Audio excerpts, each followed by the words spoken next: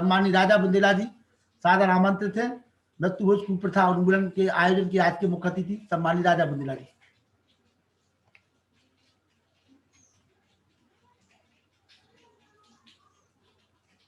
जी भाई साहब, अपना ऑडियो चालू कर लीजिए। ऑडियो चालू करिए, आवाज नहीं आ रही आपकी। ऑडियो टच करिए भाई साहब सामने से। जी टच करिए। जी जी भाई साहब टच करिए। हाँ आवाज आ रही। जी जी नमस्कार लखन भाई, जी। और बहुत बहुत बधाई। पिछले कई सालों से आप इन कुरीतियों के विरोध में लड़ाई लड़ रहे हैं।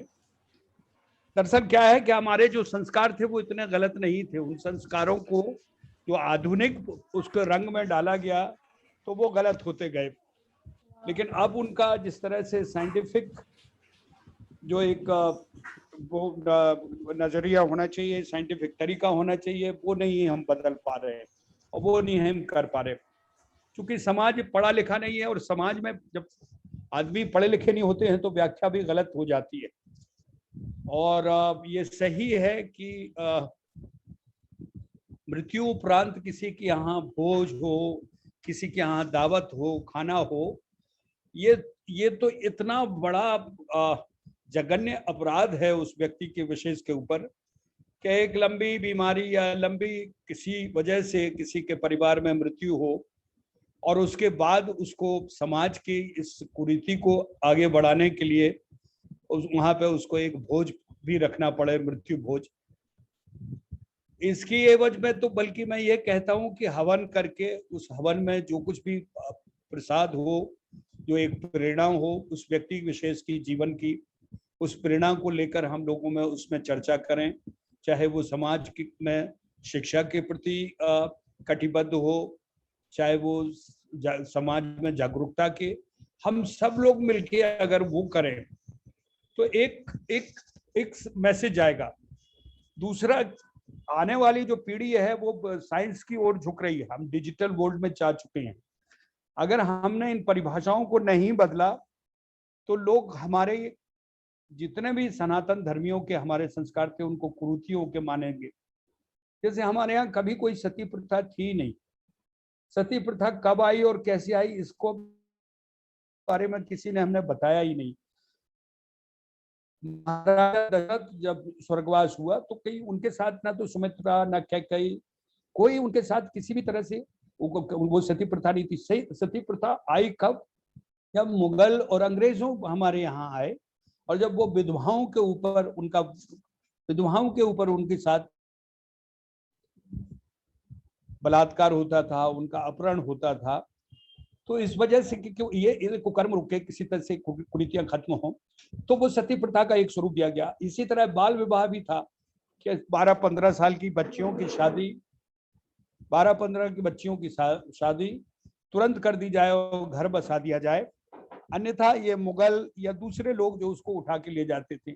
इन परंपराओं को, जैसे एक और मैं आपको बता दूं, हमारे यहाँ ये गणपति विसर्जन जो चल रहा है ये भी गजब है। लोग किस चीज को कहाँ कैसा उसको डिफिनेशन देते हैं।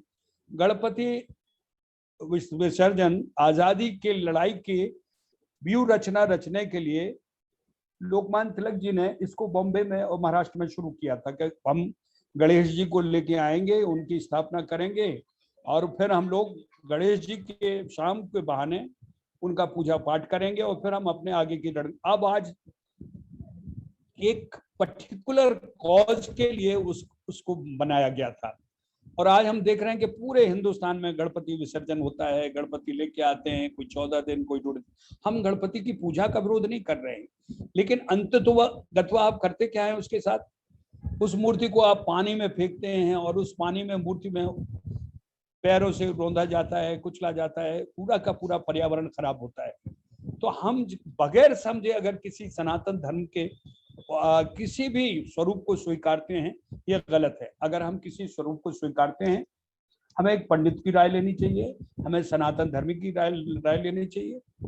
और दूसरा, ये आर्य समाज का जो प्रारूप है ये इतना साइंटिफिक है कि हर चीज का एक लॉजिक है, हर चीज की एक कहीं ना कहीं एक रूप है जिसको आदमी समाज को बदलने में इस्तेमाल कर सकता है। तो मैं तो यही कोशिश करता हूँ, खासकर जहाँ से मैं आता हूँ बुंदेलखंड से, जहाँ पर मेरा कार्य क्षेत्र है, कि बहुत अंधविश्वास है। अभी मेरे अपने अनुभव, मैं लखनऊ से अपने लोगों को सुना रहा था कि टीके लगाने पे लोगों को इतनी तकलीफ थी, एक पूरा का पूरा गांव, वहां के प्रधान तक ने टीका नहीं लगवाया, अब वो मौत को दावत दे रहे हैं। और ये कह के कि साहब ये बीजेपी का टीका है या हिंदुओं का टीका है, एक विशेष वर्ग ये कहता है कि इस टीके से नपुंसक हो जाएंगे। तो ये अंधविश्वास को हमें किसी ना किसी स्वरूप से, किसी ना किसी रूप से खत्म करना होगा। हम किसी जात, धर्म, विचारधारा, किसी भी वर्ग के हों, लेकिन ये मानिए कि जब हम सुरक्षित रहेंगे, जब हम स्वस्थ रहेंगे, तभी हम अपनी विचारधारा को, तभी अपने कार्य स्वरूप को आगे बढ़ा पाएंगे। अन्यथा ये सब बेमानी हो जाएगा। हम किसी बेकार के कल्ट के पीछे लड़ें और जिंदगी में हम आगे अपने बच्चों को कुछ ना दे के जाएं। तो ये जरूरी भी है लखन भाई कि हम इस पीढ़ी को अगर कुछ नहीं दे गए तो हमारी पीढ़ी इस वक्त मिसगाइडेड हो गई है। वेस्टर्न कल्चर इतनी बुरी तरह से हम पर हावी हो चुका है, और हमारा सिनेमा, हमारा टेलीविजन सीरियल, हमारा वेब सीरीज हमारी संस्कृति को खत्म करने के लिए आमादा है। और एक किस्म की जो कम्युनिस्ट धारा है, जो सो कॉल्ड इस देश में एक धारा है, वो खत्म करने। तो हमें जरूरी है कि हमारे पास जितनी अच्छाइयां हैं, उन अच्छाइयों को हम सहेजें, उनके प्रति हम सजग रहें, उनके प्रति हम जागरूक रहें। और जो आप ये कार्य कर रहे हैं, आप नहीं बल्कि बहुत सारे लोगों को इस तरह से करना चाहिए। इस कार्य को करके जागरूक करना चाहिए, और आने वाली पीढ़ी के लिए हमें एक एग्जाम्पल, एक उदाहरण खड़ा करना चाहिए कि हमारी संस्कृति क्या है, क्या थी, और किस तरह से 6000 साल की गुलामी के बावजूद भी आज हम जिंदा खड़े हैं। आज हम इस स्वरूप में खड़े हैं कि अंग्रेज भी हम पर राज करके गए, मुगल भी हम पर राज करके गए, हूड़ भी, और हम आज भी फिर अपनी संस्कृति को बचाए हुए हैं। तो इस संस्कृति की महत्वता को, इस हमारे जो सो कॉल्ड रीति रिवाज हैं, इनको समझकर ही हम लोगों तक पहुंचे, और वो जो हमारी समझ में है उसको हम समझाएं, और जो नहीं समझ में है ना तो उसको अपनाएं, ना लोगों तक उसको पहुंचाएं। ये बहुत जरूरी बात है। आप गलत ओढ़ लेते हैं और फिर उस गलती को आप दूसरे तक पहुंचाते हैं, जिससे ही विरोधाभास पैदा होता है। आप में से किसी का कोई सवाल हो, जरूरी मैं बैठा हूं, ऐसा कुछ नहीं। लखन जी ने कहा मैं बहुत व्यस्त